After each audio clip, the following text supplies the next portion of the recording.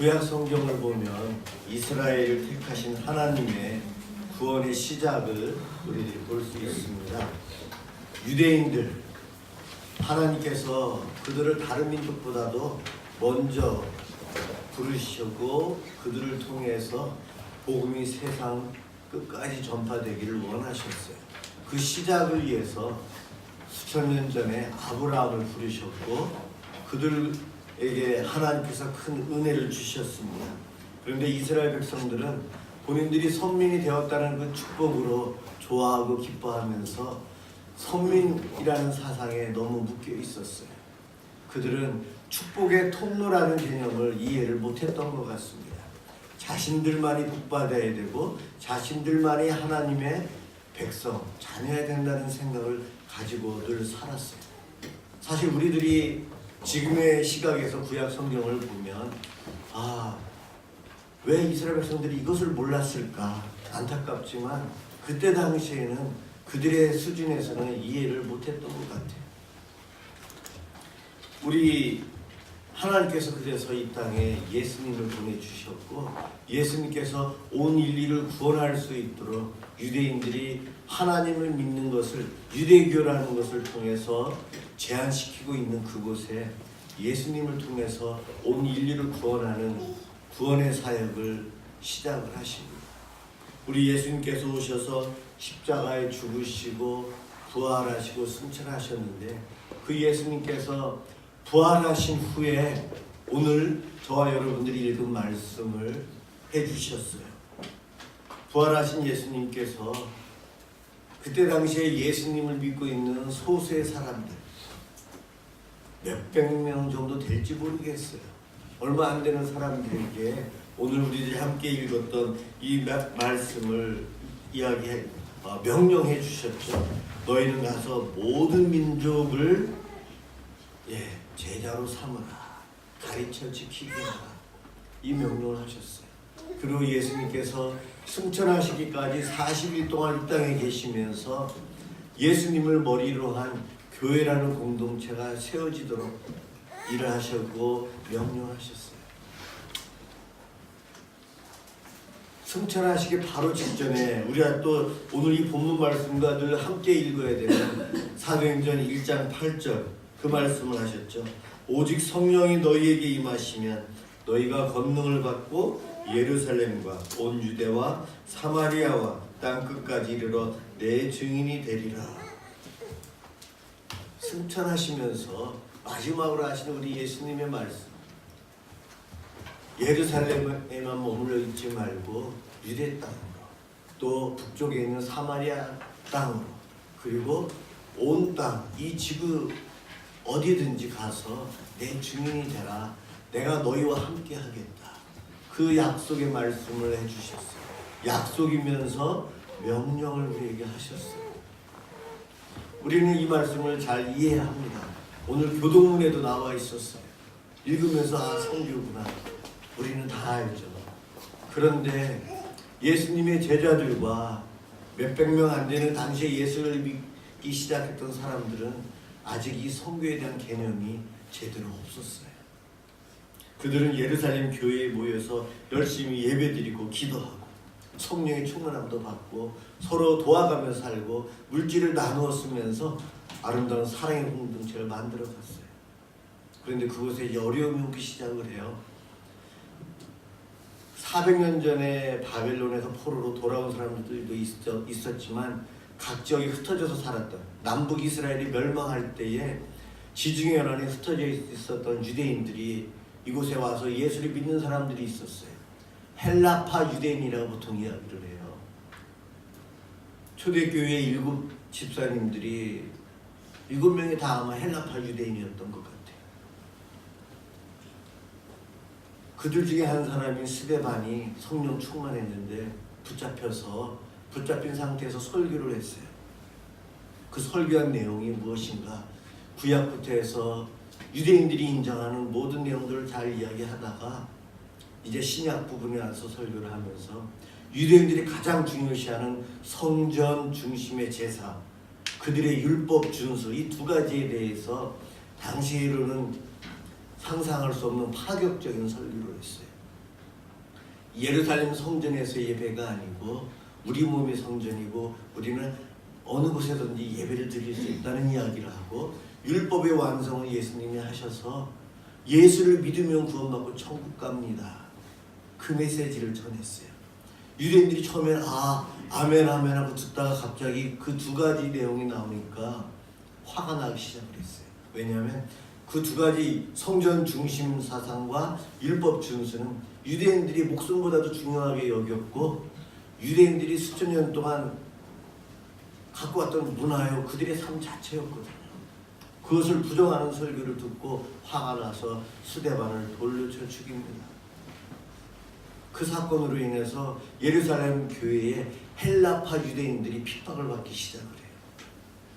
8장에 나와 있어요. 사도행전 8장. 그것으로 인해서 헬라파 유대인들이 다 도망갈 수밖에 없었고, 예루살렘 교회는 사도들만 남았더라, 그렇게 이야기 나오고 있어요. 그때 흩어진 제자들 중에 빌립이라는 사람이 사마리아죠. 예루살렘과 온 유대와 사마리아와 이제 사마리아 지역에 가서 빌립이 전도를 해요. 그리고 베드로가 고넬료라는 이탈리아 분장교 집에 가서 복음을 전하는데 성령이 임하고, 베드로도 깜짝 놀랐어요. 그 집에 가기 싫었어요. 이방인이 이렇게. 그런데 하나님께서 가라고 하니 할 수 없이 갔다가 성령이 역사하는 것을 깨달았어요. 그러는 사이에 사도행전 12장에 보면 이제 그동안은 예수를 믿는 사람들이, 유대인들이 볼 때는 유대인들 중에 사두개파, 바리새인파, 헤롯파, 셀롯 당원들, 그 중에 한 예수를 믿는 사람들은 나사렛파, 그 정도로 생각하고 있었거든요. 그런데 갈수록 성전 중심에 대한 것과 율법 중심에 대한 이야기보다는 인간 예수, 나사렛 예수만 전하면서 예수를 믿으면 구원을 받는다는 유대교를 초월한 다른 사상을 전한다고 해서 이제는 본격적으로 유대교에서 예수를 믿는 초대교회를 핍박하기 시작을 합니다. 또 그리고 그것으로 인해서 예루살렘 교회에 있는 사람들이 흩어져요. 그러면서 세워진 교회가 지금의 이스라엘 땅 북쪽에 올라가면 수리아 지역에 안디옥 교회가 있어요. 그 교회가 세워진 지 얼마 안 됐는데 바울과 바나바를 초기부터 선교사로 세워서 복음 전하는 사역을 시작을 해요. 예루살렘 교회는 선교라는 개념을 몰랐어요. 안디옥 교회가 선교를 해야 된다는 것을 깨닫고 두 사람을 이방인의 사도로 선교사로 세웠어요. 그것으로 인해서 지중해를 중심으로 해서 그 지역의 아프리카와 북쪽에 있는 터키 지역과 그리스 지역에 복음이 전파되는 내용이 사도행전에 나와 있어요. 지중해 연안에 예수를 믿는 사람들이 많아지고 기독교가 로마에서 공교회로 인정받고 국교로 인정받고 그랬지만 아직 선교에 대한 개념들이 없었어요. 그 지역에만 믿고 있는데 북쪽에 스웨덴, 덴마크 이런 나라도, 영국 그쪽에서 우리가 알고 있는 바이킹족이라고 하는 해적들이 지중해 연안에 와서 노력하면서 사람들을, 여인들을 데리고 와서 자기 아내로 삼았죠. 그 여인들이 예수를 믿는 사람들이었거든요. 그러면서 복음이 유럽 북쪽에 전파돼요. 복음이 전파되어서 영국이 예수를 믿고 열심히 신앙생활 하는 것 같은데 그때 당시에도 선교에 대한 개념이 없었어요. 그러다가 이제 청교도들이 종교의 자유를 위해서 아메리카 대륙으로 넘어가죠. 메이플라워를 타고 그들이 지금의 미국 땅에 들어가서 기독교 국가를 세워요. 어렵게 살아남아요. 대부분의 사람들이 죽어가다가 소수의 사람들이 살아남고 그들이 추수감사 예배를 드리고 하나님이 원하시는 국가를 만들기 위해서 노력을 했죠. 그것이 지금의 미국인데 그 나라에서 젊은이들이 신학을 공부하면서 20대 초반에, 우리처럼 군대 안 가기 때문에 20대 23, 24 때면 벌써 대학을 졸업을 해요. 졸업하자마자, 결혼을 막 하자마자 한국으로 선교사로 와가지고 우리나라에 120~130년 전에 한국에 와서 복음을 전해요. 그러면서 한국에 왔을 때 당시에 한국 국민들 수명이 평균 수명이 30몇밖에 안 됐어요. 40도 안 됐어요. 태어난 아기마다 다 죽어가고 한갑 이전에 대부분의 사람들이 죽기 때문에 오래 못 살았거든요. 선교사님들 자녀들이 죽어가고 선교사님들이 오자마자 죽고 배를 타고 몇 개월 동안 오는 동안 몸이 약해져가지고 죽어요. 그러면서 많은 사람들이 순교를 당해요. 그러면서 한국에 복음이 전파되는데 그분들의 그 열매가 지금 저와 여러분이에요. 하나님께서 이렇게 일을 행하셨는데 시대마다 하나님은 복음이 땅끝까지 전파되기 위해서 하나님의 계획 가운데 일을 진행해 가세요. 어떻게 보면 한강 물줄기처럼 큰 물줄기가 흘러가고 있어요. 그런데 그 사이사이에 그 물줄기를 막으려고 하는 사람들이 있어요. 몰라서 선교 일을 해야 되는데 그 일을 해야 되는데 그것이 몰라서 못하는 사람들이 나와요. 예루살렘 교회가 선교에 대한 개념이 없었기에 똘똘 뭉쳤어요. 내 재산까지 교회에 다 들여서 여행 온 사람들까지도 먹고 살게끔 했어요. 근데 선교에 대한 개념이 없고 이제 흩어져야 되는데 안 흩어지니까 핍박이 오기 시작을 하는 거예요. 어려움이 오니까 살기 위해서 도망친 것이 예루살렘 교회가 흩어진 거예요. 최초의 흩어짐이. 흩어진 사람들에 의해서 곳곳에 예수 믿는 사람들이 가게 되고 그들이 유대인들이 흩어진 곳에서 회당에서 예배를 드리고 회당이 없는 데서는 강가에서 예배를 드리고 기도하고 있었어요. 사도 바울이 전도여행을 하면서 그런 곳에 찾아다니면서 유대교가 아닌 예수를 믿으려면 전도를 했죠. 바울은 아무도 없는 데 가서 전도한 것이 아니고 도시 위주로 해서 전도를 했어요. 그곳에 가면 유대인들이 회당을 만들어서 예배를 드리고 있었거든요. 헬라파 유대인들. 그들에게 예수를 전하고 복음을 전하고 교회를 세우고. 그런데 바울은 열심히 선교하고 다녔는데 지역 교회들은 또 선교에 대한 개념들이 잘 없었어요. 그러다 보니 바이킹들이 쳐들어와서 아내를 뺏기고 딸을 뺏기고 그런 고통이 와요. 하나님의 물줄기를 방해하다 보면 그런 고난이 와요. 우리가 순종할 때는 복을 받는데 몰라서든 죄가 있어서 막으려고 할 때는 그런 어려움이 오더라고요. 모든 것을 합력하여 선을 이루시는 하나님, 땅끝까지 복음을 전파하는 데 있어서 순종했던 때와 순종하지 않았던 때는 크게 차이가 나요. 왜 교회가 핍박이 오는가? 복음을 전파해야 되는 일들을 게을리하고 나만 잘 먹고 잘 살고 우리끼리만 행복하고 우리끼리만 성경 공부하고 우리끼리 모여서 여기서 예배를 드리자. 너무 행복해, 너무 좋아. 하나님 감사해요. 이러한 복을 주셔서 감사해요. 그러고 있는 곳에는 하나님께서 흩어지게 하세요. 오늘날 한국교회도 큰 교회들이 말씀이 생기고 흩어지기도 해요. 왜 그럴까요? 다 그것이 있어요. 자기 교회만 중심으로 생각하고 나만 여기서 편하게 예수 믿으면 돼. 이 생각 가지고 우리 교인만 열심히 프로그램으로 훈련시키면 돼. 그 생각만 갖고 있는 교회들이 어려움을 오게 되고 갈라지고 작은 교회들이 어디 생기면 그 교회들이 전도하고 선교하고 교회들이 어느 정도 안정화되면 전도를 잘 안 해요. 그런데 우리처럼 개척교회는 전도 안 할 수 없잖아요. 하나님은 그래서 개척을 시키는 것 같아요. 제가 전도를 안 하니까 개척교회 목사 시킨 것 같아요. 여러분들 개척교회 왜 오셨죠? 둘 중에 하나예요. 순종을 잘해서 복 받아서 오신 분이 계시고요. 어쩌면 거절에다가 지금 핍박 때문에 오신 분도 계실 수 있어요. 둘 다 될 수 있어요. 오늘날 세계 선교를 많이 하고 선교사를 가장 많이 파송한 나라 미국, 캐나다, 우리 한국 뭐 이런 나라들이에요. 이런 통계 자료를 보면 천주교 선교사까지 파송을 다 합치면 브라질이 세계 2위예요. 그렇지만 캐톨릭을 저희가 빼면은 미국이 제일 많이 파송했고 그 다음에 캐나다와 한국이 서로 비슷비슷해요. 그래서 두 번째다 세 번째다 그런 이야기를 좀 했죠. 미국이란 나라가 왜 저렇게 큰 나라가 되고 강한 나라가 되었는가? 청교도 신앙 사상으로 그 나라가 세워졌고, 그 나라가 지금도 하나님을 제대로 안 믿고 있는 것 같다라고 이야기하지만 곳곳에 가면 정말 신실한 교회들이 미국 곳곳에 많아요.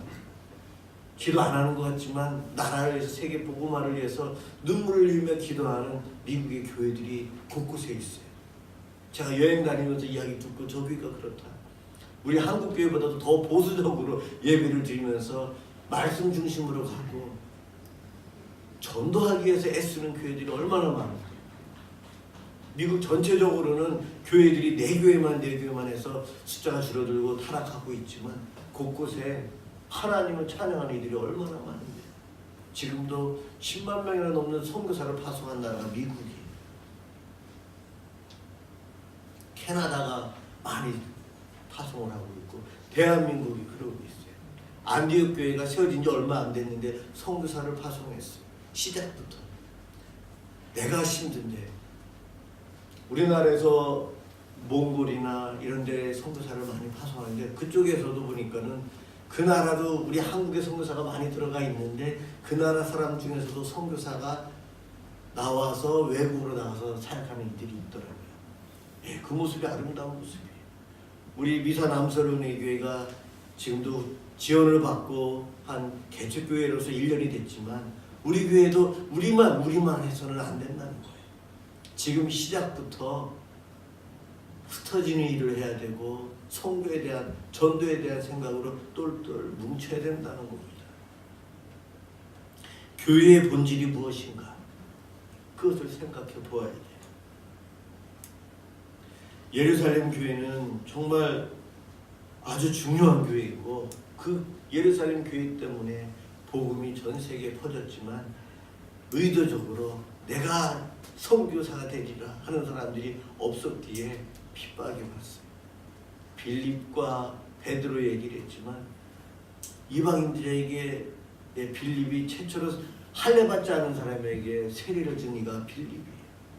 베드로가 고넬료 만나러 가라고 하나님 계속 설득하시는데 안 가겠다고 베드로가 그러다가 할 수 없이 갔잖아요. 선교에 대한 개념이 없을 때는 그럴 수밖에 없어요. 그럴 때 교회의 핍박이 오고 어려움이 옵니다. 열심히 복음을 전하고 해외 선교에 눈을 뜨고 초기부터 그 일을 했던 나라들이 복받는데 우리 한국 교회도 선교사님들을 많이 파송을 했고 지금도 그러고 있어요. 통계를 보니까 작년 12월 말로 171개국에 27,993명을 보냈어요. 한국교회가 여기 통계는 안 나왔지만 선교지에 가면은 또 스스로 선교 사역하고 있는 분들도 계시거든요. 3만 명에서 4만 명 사이일 것이다. 그렇게 추측을 합니다.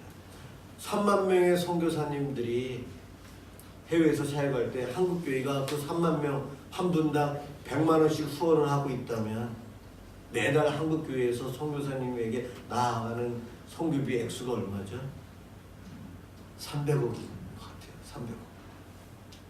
1년이면 3,600억. 최소한 한국교회가 세계 선교를 위해서 1년에 5천억 이상을 사용하고 있는 것 같아요. 큰 돈 아닌가요? 큰 돈이에요. 그러게요. 앞으로 더 많아지기를 위해서 기도하고 있거든요. 선교사님들이 많이 파송되기를. 그런데 지금 선교사님이 열심히 들다가 지금 비슷해지고 있어요. 한국교회에 위기가 오고 있는데 선교사를 파송하고 선교 후원을 열심히 하고 그럴 때에 지금까지 한국교회가 받은 은혜가 얼마나 많은데 그 복, 하나님으로부터 받은 복. 여러분 어딜 가나 예배 드릴 수 있는 예배당이 있는 거 아세요? 우리나라는 내가 아파도 병원에 입원해도요, 좀 큰 병원에 입원하면 그 병원 안에 사목이 있어요. 우리 교회 목사님 너무 멀리 계시고 못 오시면 지금 당장 수술 받아야 되는데 하면 사목 연락하면 수술 직전에 오셔서 기도해 주세요. 섬 지역에 가도 예배 드릴 수 있어요. 예배 드릴 수 없네. 여기는 그런 곳이 없어요. 이게 얼마나 큰 복인데요. 예배 드리고 싶어도 드릴 곳이 없어서 그런 곳이 얼마나 많은데 제가 말하는 복은 영적인 복, 물질적인 복 다 해당이 돼요. 지금처럼 이렇게 편하게 우리가 예수 믿게 된 건 한국교회도요. 초기 때부터 평양신학교 1회 졸업생 때 선교사 2명이 있었어요. 2회 때도 또 선교사가 나왔어요. 한국교회도 그때 먹고 살 길이 없고 이제 막 교회가 막 세워지는 그때에 선교사님들이 벌써 나오셔서 다 다른 나라로 가요. 얼마나 이 한국이라는 한국 교회사에 보면 우리 교회가 다르게 시작이 됐는지 하나님이 대한민국을 그래서 기뻐하셔서 복을 주신 거예요. 저와 여러분들이 지금 이렇게 편하게 살고 있는 건 바로 우리의 선배들이 120, 30년 전부터 교회가 어려울 때부터 복음 전하고 선교하는 일을 그때부터 눈뜨고 했기 때문이에요. 세계 교회사를 보면 선교해야 된다는 생각을 미처 못해가지고 종교개혁을 할 당시에도 선교라는 개념이 희박했어요. 본격적으로 선교 외친 거는 17세기, 18세기. 하나님은 예수님을 통해서 벌써 2000년 전에 예루살렘과 온 유대와 사마리아와 땅끝까지 이르러 내 증인이 되라고 명령하셨는데 사람들이 이해를 못했어요. 그 말씀. 그래가지고 그것을 못하고 있을 때마다 하나님의 방법으로 하나님이 그 일을 직접 행하셨어요. 그럴 때마다 우리는 혼나고 고통당하고 그것을 깨달아 안 사람들이 먼저 가서 실천을 해서 그들의 영향으로 우리는 복받고 살아가요. 저와 여러분들은 어떠한 분의 순교의 피, 어떠한 분의 희생으로 인해서 지금의 이 복을 드리고 예수를 편히 믿고 있습니다. 우리는 빚진 자의 마음으로 살아야 돼요. 우리 미사 남설 은혜의 교회는 계속 후원도 받아야 되고 여러분들이 도와주셔야 돼요. 그렇지만 그렇다고 해서 우리가 선교를 아직은 할 때가 아니야. 그런 생각하면 안 된다는 거예요. 교회란 무엇인가?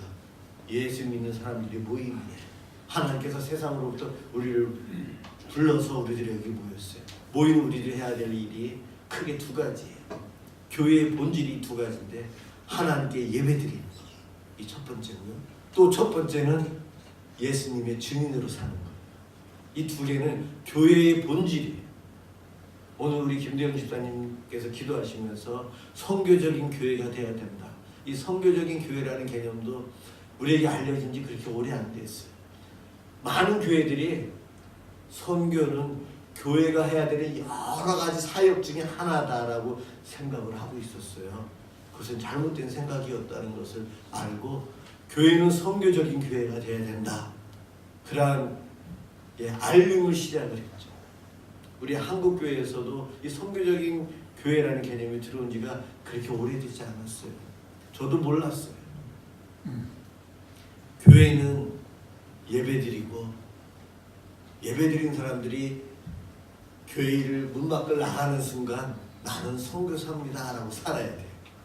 내가 살아가는 우리 가정, 내가 가는 학교, 직장, 내가 만나는 사람들, 삶의 터전, 그곳이 바로 선교지라는 거예요.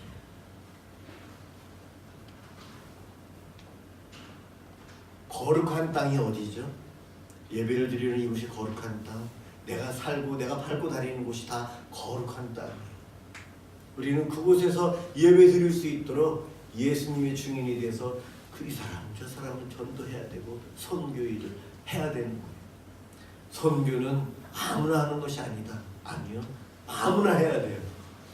우리 모두가 해야 돼요. 그럼 우리 교회가 1년밖에 안 됐지만 작년부터 선교 헌금을 매달 작정하고 저희들이 드리고 있어요.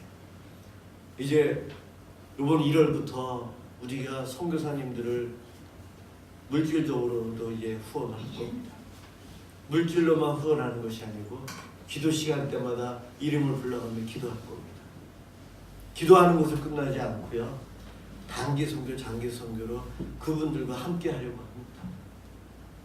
올 계획을 잡을 때에 아직 우리가 회의에서 통과한 건 아니지만 이번 추석 연휴로 인해서 우리 교회가 단기 선교를 가기를 원합니다. 누가 가야 되는가? 누가 가야 될까요? 여기 계신 분들이 가셔야 돼요. 단기 선교. 먼저 가보셔야죠.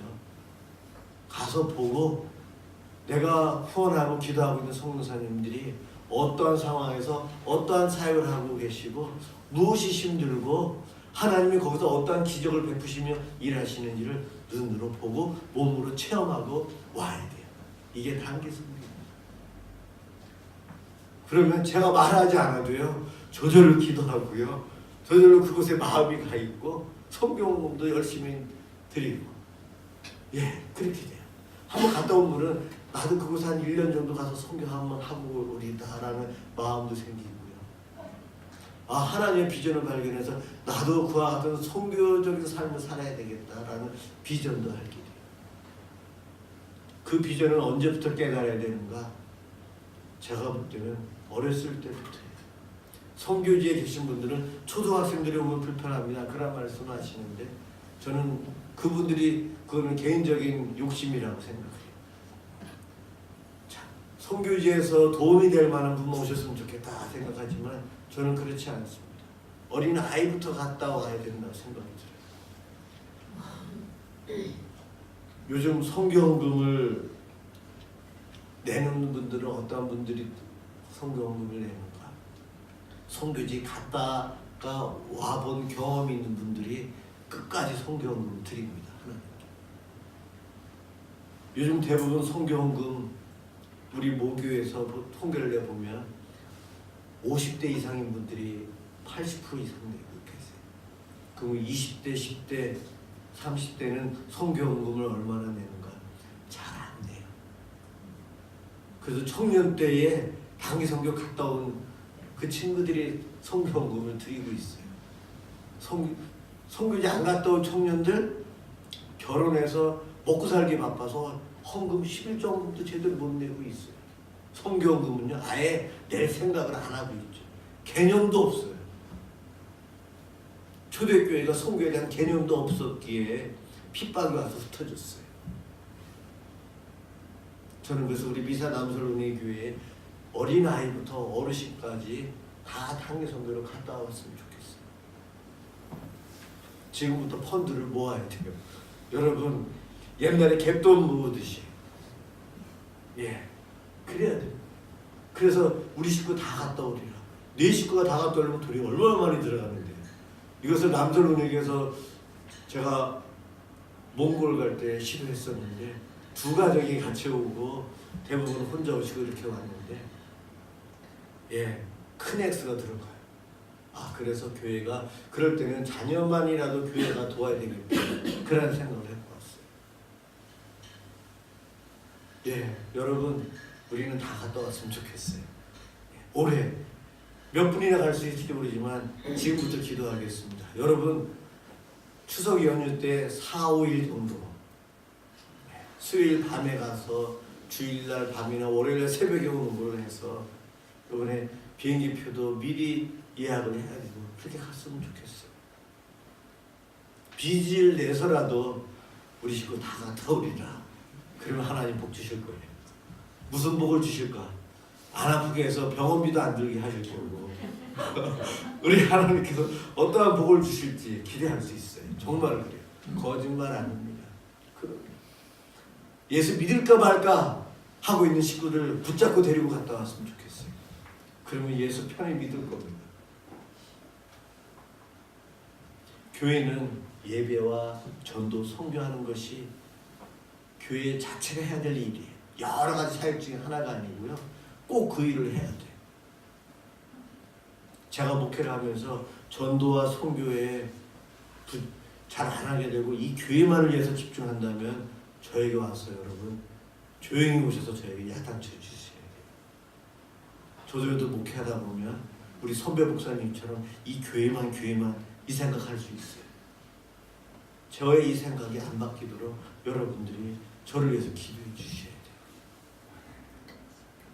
여러분 가정이 우리 가정이 후원하는 선교사님이 어느 분인데 그분 놓고 기도하자는 그러한 대화가 오고 가야 돼요. 그런 분들이 이 자리에 계신 거 제가 알고 있어요. 평생 예수 믿으면서 나와 관계 맺는 선교사님이, 우리 가정과 관계 맺는 선교사님 한 분 정도는 계셔야 되지 않을까요? 그래야 돼요. 정말 그래야 돼요. 우리 교회는 그러한 교회가 되었으면 좋겠어요. 안디옥 교회가 얼마나 큰 복을 받았는지, 선교회 하나님의 명령에 깨닫고 순종했을 때 복을 누리는데, 한국 교회는 그 일을 지금까지 그래도 잘해온 거예요. 앞으로도 선교사가 더 많이 파송하는 한국 교회가 되었으면 좋겠고요. 우리 교회도 지금은 후원만 하지만 우리 교회도 최대한 빨리 선교사님을 우리 교회 혼자 한 팀을 파송하는 그런 교회가 되었으면 좋겠어요. 이것을 위해서 기도해 주시고, 오늘 우리들이 선교헌금을 작정하기 위해서 봉투를 여러분께 넣어드렸습니다.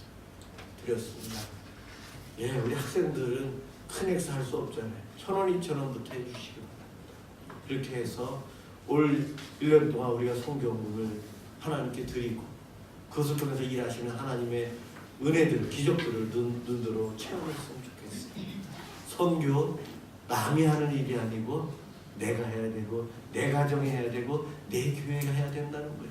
예수님께서 승천하시면서 약속하시고 명령하신 말씀, 우리는 잘 알고 있잖아요. 얼마나 귀중한 말씀인데, 그 말씀에 순종하는 것을 통해서 주님께서 주시는 놀라운 은혜를 체험하는 저 여러분들 되시기를 주님의 이름으로 축원합니다. 기도하겠습니다.